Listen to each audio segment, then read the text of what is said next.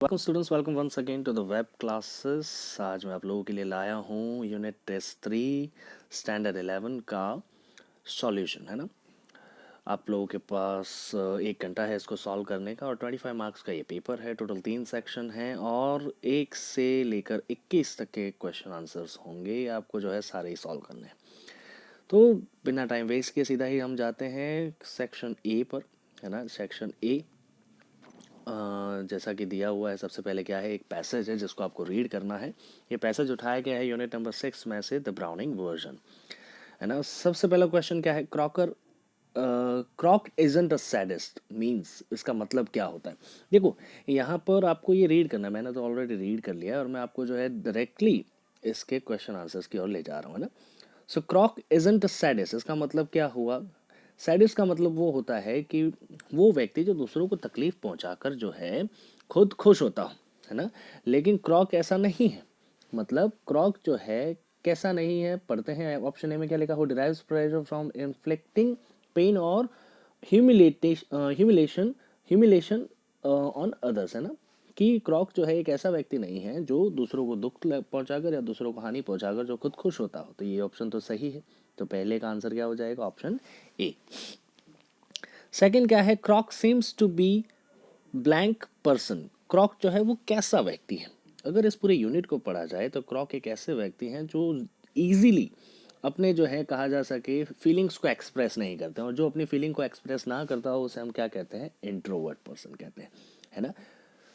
तीसरा क्या है, the line he is all shrivelled up inside like a nut can also be written as, इसको कैसे लिखा जा सकता है ना। तो इसको लिखने का सीधा सीधा तरीका, shrivelled up inside like a नट, मतलब एक नट के जैसा, मतलब अंदर की तरफ जो है वो हो सकता है अपने आप को दबा कर बैठे, जो माल मुद्दा जिसको कहते हैं ना, कि एक नट के अंदर जो है सारा चीज़ जो है आज आसपास से कवर होता है और एक लेयर से कवर होती है। वैसे ही यहाँ पर क्रॉकर हैरिस जो है वो अपने आप को कवर करके रखते हैं, अपनी फीलिंग्स जो है वो मन में दबा के रखते हैं।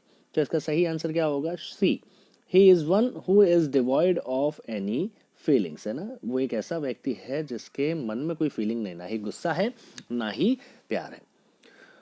What is Crocs peculiar characteristic, क्या है सबसे अच्छा और सबसे डिफरेंट जिसको कह सकते हैं कैरेक्टरिस्टिक्स। तो उसका कैरेक्टरिस्टिक्स यहाँ पर देखें, पढ़ोगे तो पता चलेगा कि उन्हें जो है जब कोई उन्हें पसंद करता है तो उस बात को नापसंद करते हैं, है ना। ही डिसलाइक्स बीइंग लाइक्ड, इनको कोई व्यक्ति इन्हें पसंद करे ये बात पसंद नहीं है। आगे बढ़ते हैं, पोएम का स्टेंजा है। ये पोएम जो है चाइल्डहुड, जो कि आपको पता है, पोएम नंबर 4 है। पढ़ते हैं सीधा सीधा, मैंने रीड कर लिया, आप लोग खुद भी रीड कर लेना। फिफ्थ नंबर का क्वेश्चन क्या है, what is the poet so anxious about to know, है ना। पोएम किस बारे में चिंतित है, क्या अपने 11वें बर्थडे के बारे में, नहीं। जब उनको सडन रियलाइजेशन होता फैक्ट्स के बारे में, नहीं। क्या रियलिटीज जब जिंदगी की पता चलती है, नहीं। लेकिन ये सारी बातों को जब पता चलते हैं तो उनको इस बात की चिंता है कि कैसे उनके जो चाइल्डहुड डेज थे वो उनके हाथों से चले गए। तो राइट ऑप्शन क्या होना चाहिए था इसका, ऑप्शन नंबर सी। फिर नेक्स्ट क्या है, according to the poet children have blank about the concept of hell and heaven. देखो, इन सब का मतलब निकालोगे तो आपको आसानी से पता चल जाएगा कि बच्चों को क्या रहता है, मन में भ्रम रहता है। भ्रम को इंग्लिश में क्या कहते हैं, delusion. Figure of speech was at the time I realise hell and heaven. अगर आप देखोगे यहाँ पे, देखो क्या लिखा है, हेल जो कि क्या है नेगेटिव और हेवन जो कि पॉजिटिव। तो अगर दो ऑपोजिट थिंकिंग्स जो है अगर मान लो एक साथ में लिख दी गई हो तो उसे हम क्या कहते हैं, एंटीथेसिस। नेक्स्ट क्या है, 8 number, could not be found in geography and therefore could not be. इस लाइन का मतलब क्या हुआ, इस लाइन का साफ साफ मतलब ये है कि इनके जैसे प्लेसेस जो हैं इस दुनिया में अर्थ एग्जिस्ट नहीं करते हैं, ठीक है। तो ऑप्शन नंबर डी जो है इसका सही आंसर होना चाहिए। सेक्शन बी की ओर बढ़ते हैं। सेक्शन बी में सबसे पहला क्वेश्चन दिया है, comment on the attitude shown by Taplow towards Crocker Harris in the play the Browning version. कैसा एटीट्यूड जो है टैप्लो ने दिखाया है। देखो, टैप्लो जो है हालांकि क्रॉकर हैरिस को नापसंद करता है, लेकिन ऐसा नहीं है, वो उनकी काफ़ी रिस्पेक्ट करता है ना। भले ही वो कैसे भी हो, क्रॉकर हैरिस जो है वो इंट्रोवर्ट हो, लेकिन फिर भी बाकी सारे मास्टर्स से वो कैसे मास्टर्स नज़र आते हैं उनको, एक्स्ट्रा ऑर्डिनरी, है ना। और काफ़ी जो है रूल को फॉलो करने वाले, और इसी वजह से यही एक कैरेक्टरिस्टिक्स है जो क्रॉकर हैरिस का, जो टैप्लो को पसंद आता है। आप पॉज करके इसका आंसर लिख सकते हैं। नेक्स्ट कौन सा है, तो 10 number, mention the instances where Frank seem to encourage Taplow's comments on Crocker Harris. जब टेप्लो क्रॉकर हैरिस की मजाक बना रहा होता है तो ऐसे कौन से इंस्टेंसेस में आप पता लगा सकते हो कि क्रॉकर फ्रैंक जो है उस बात को एनकरेज करता है। तो सीधी सी बात है, जब टेप्लो जो है इमिटेट करता है क्रॉकर हैरिस को तो फ्रैंक क्या कर रहा होता है, उस बात को अप्रिशिएट करता है, और यही कहा जा सके यहाँ इंस्टेंस है। और उनको रिपीट करने के लिए भी कहता है जब टेप्लो इमिटेशन करता है। तो ये कहा जा सके एक ऐसा इंस्टेंस है जहाँ पर पता चलता है कि फ्रैंक जो है एनकरेज कर रहा है ना। और जब टेप्लो जो है बताता है कि एक जोक था जो क्रॉकर हैरिस ने किया था जिसकी वजह से उनको हंसी आने लगती है, तो वो जोक जो है वो भी बताने के लिए फ्रैंक जो है काफ़ी इंसिस्ट करते हैं, है ना। इसका मतलब क्या बनता है, इसका मतलब साफ साफ यही बनता है कि फ्रैंक जो है वो टेप्लो को एंकरेज कर रहे होते हैं। नेक्स्ट है, what according to the poet Markus Natten is involve in the process of growing process of growing में क्या क्या इन्वॉल्व है। तो सबसे पहले लॉस ऑफ चाइल्डहुड, है ना। और फिर उसके बाद में एडोलेसेंस में हम जब जाते हैं तो कंपनसेट, ये जो लॉस है किससे कंपनसेट किया जाता है, कुछ गेन से। कौन कौन से गेन से, तो understanding, power of rationalising and discrimination. ये तीनों चीज़ें जो हैं आपकी जब बढ़ती है तो आपको पता चलता है कि आपका चाइल्डहुड जो है धीरे धीरे जा रहा है और आप बड़े हो रहे हैं।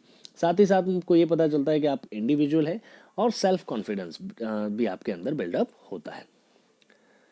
नेक्स्ट क्या है, describe Marcus Newton's feeling towards childhood. Childhood को लेकर जो है वो कैसी फीलिंग रखते हैं मार्कस नेटन। तो मार्कस नेटन जो है वो इंपॉर्टेंट स्टेज बताते हैं चाइल्डहुड को, क्यों, क्योंकि वो ग्रोइंग अप प्रोसेस है ना।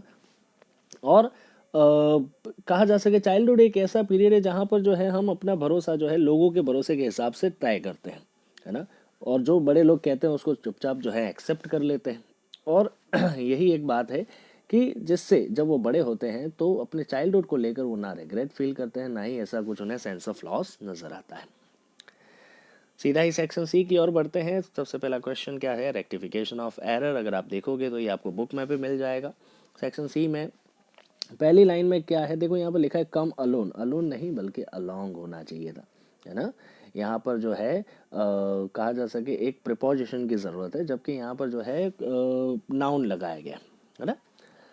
सेल्फलेस, देखो come along Taplow, do not be selfless as to keep a good joking to yourself tell the others. अगर यहाँ पे देखोगे तो इस पूरी लाइन में यहाँ पे देखो सेल्फलेस लिखा हुआ है। सेल्फलेस मतलब जो स्वार्थी ना हो, जबकि यहाँ पर ये डायलॉग जब फ्रैंक के द्वारा बोला जाता है तो वो उसे सेल्फिश न बनने के लिए बोल रहे। तो यहाँ पर आंसर क्या होना चाहिए था, सेल्फिश, सेल्फलेस की जगह।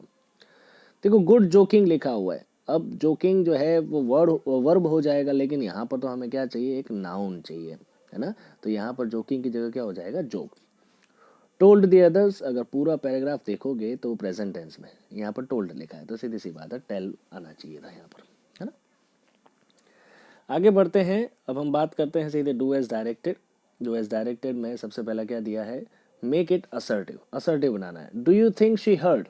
देखो यहाँ पर जो है थोड़ा सा आपको कंफ्यूजन होगा कैसे बनाना चाहिए। देखो यहाँ पर इंटेरोगेटिव जो है ये पॉजिटिव है, तो असर्टिव आपका कैसा बनेगा, नेगेटिव में। तो यहाँ पर आपको क्या लिखना है, देखो सब आपके लिए सब्जेक्ट क्या है, यू, तो आपने लिखा यू। डू दिया है हेल्पिंग ऑफ, तो डू लिख दिया, साथ में नेगेटिव कर दिया, यू डोंट। फिर उसके बाद में जैसा दिया वैसा का वैसा लिख दो, you don't think she heard, है ना। I am extremely interested in science, है ना, तो उसको नेगेटिव करना है। अब इंटरेस्टेड का उल्टा क्या होता है, एंटोनिम क्या होता है, तो बोर्ड होता है। जैसा कि आप सभी जानते हैं नेगेटिव बनाते टाइम हम जो है मीनिंग चेंज नहीं कर सकते, तो हम ऐसा लिख सकते हैं, I am not the least board with science, कि मैं बिल्कुल भी जो है बोर्ड फील नहीं करता साइंस के साथ में।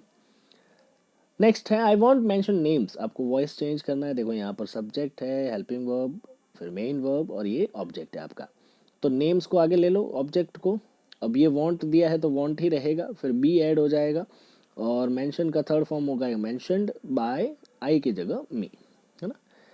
नेक्स्ट है क्वेश्चन टैग ऐड करना। देखो यहाँ पर देखोगे तो ये इसी का खेल है, ये समझना आपको ज़रूरी है। अगर ये वुड, ये डी दिया हुआ है, ये कई बार क्या होता है, हेड होता है, और कई बार क्या होता है, वुड होता है। इसको समझने का सही तरीका, अगर मान लो पीछे V3 दिया है तो वो है हेड, अगर पीछे V1 दिया है तो समझ लेना है वो है वुड, है ना। तो यहाँ पर देखो फॉलो लिखा है, फॉलो क्या है, V1, तो इसका मतलब क्या है, ये वुड लिखा है। नेगेटिव कर देंगे इसको क्योंकि ये पॉजिटिव सेंटेंस है, तो इसका नेगेटिव क्वेश्चन टैग लगेगा क्या, वुडंट, और फिर प्रोनाउन जो कि क्या दिया है, ही, है ना।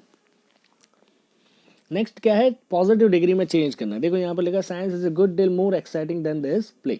अब यहाँ पर ये दो सेंटेंसेस है, एक यहाँ पर कॉमा लगा है और यहाँ पर कॉमा लगा हुआ, तो ये जो बीच में गुड डील दिया है इसको आप ऑमिट भी कर सकते हो, इसमें कोई परेशानी नहीं है। कंपैरिजन किससे की जा रही है, दिस प्ले से, तो उसको आगे ले लो, this play is not so exciting. अब ये डील वर्ड को ऐड करना हो तो कर सकते हो, नहीं तो कोई प्रॉब्लम नहीं, यहाँ पर लिखो डील एज साइंस, है ना।